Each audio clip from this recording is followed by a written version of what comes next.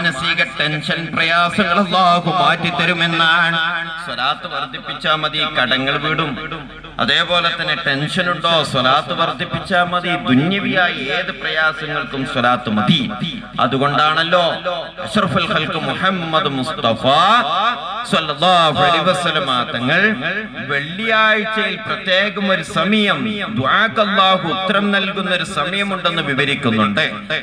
ദുആക്ക് ഉത്തരം നൽകുക എന്ന് പറഞ്ഞാൽ നബി തങ്ങൾ വിവരിക്കും, ചോദിച്ചത് തന്നെ അല്ലാഹു നൽകുന്ന, ചോദിച്ചത് തന്നെ നൽകും, ദുആക്ക് ഉത്തരം നൽകും.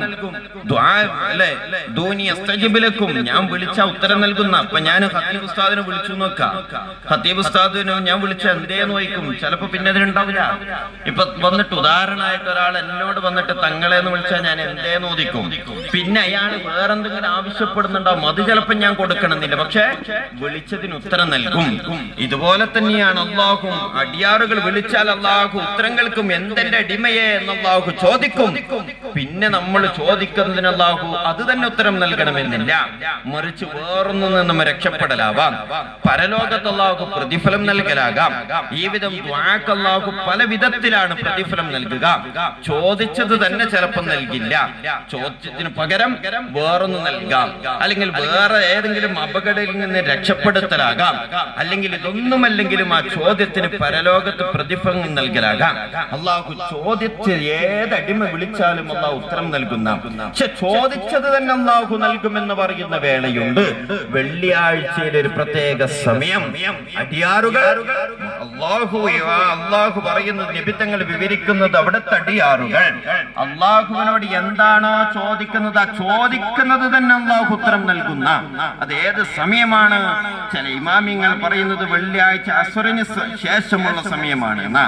ചില ആളുകൾ പറയുന്നത് വെള്ളിയാഴ്ച ഖതീബ് ഖുതുബയെ മിമ്പറിൽ കയറിയതിന് ശേഷം സലാം ചൊല്ലി നമ്മളത് സാഗൂതം ശ്രദ്ധിച്ചു, അതിനുശേഷം ബാങ്ക് കൊടുത്തു, അതും നമ്മൾ ശ്രദ്ധിച്ചിട്ട് രണ്ട് ഖുതുബയുടെ ഇടയിൽ ഖതീബ് ഇരിക്കും. ആ വേളയിലാണ് ദുആക്ക് ഉത്തരം കിട്ടുന്ന സമയമെന്ന് ചില മഹാന്മാർ രേഖപ്പെടുത്തുന്നുണ്ട്. ആ സമയത്ത് നമ്മൾ നിർവഹിക്കുന്ന പ്രാർത്ഥന ഏതാണ്?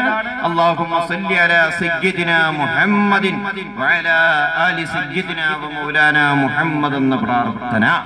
ഈ വിധം വിശിഷ്ടമായ സമയത്ത് നമ്മൾ ചൊല്ലുന്നത് സ്വലാത്തുകളാണ്. ഈ സ്വലാത്ത് കൊണ്ട് എന്റെ പ്രിയപ്പെട്ടവരെ നമ്മുടെ ഏത് കാര്യങ്ങൾക്കും സ്വലാത്ത് മതിയാകും. നബി തങ്ങളെല്ലാം ഇപ്പോഴും അത് കേൾക്കും. നമ്മുടെ ഏത് ദുആകളും നബി തങ്ങൾ അത് കേൾക്കും. നമ്മൾ സ്വലാത്ത് ചൊല്ലി നബി തങ്ങളോട് പറഞ്ഞാൽ നബി തങ്ങൾ കേൾക്കാതിരിക്കുമോ? നബി തങ്ങൾ കേൾക്കാതിരിക്കില്ല. ഒരൊറ്റ സംഭവം പറഞ്ഞ